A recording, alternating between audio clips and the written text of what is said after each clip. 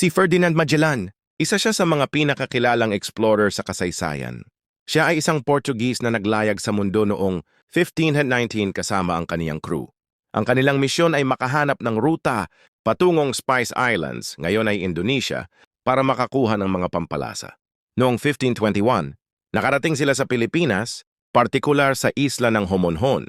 Doon niya ipinakilala ang Kristyanismo sa mga lokal at nakipag-alyansa sa ilang mga pinuno.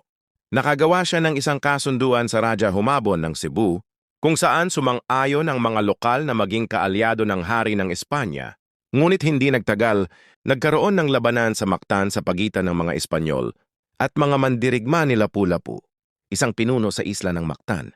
Sa labanan na ito, si Magellan ay napatay noong Abril 27, 1521.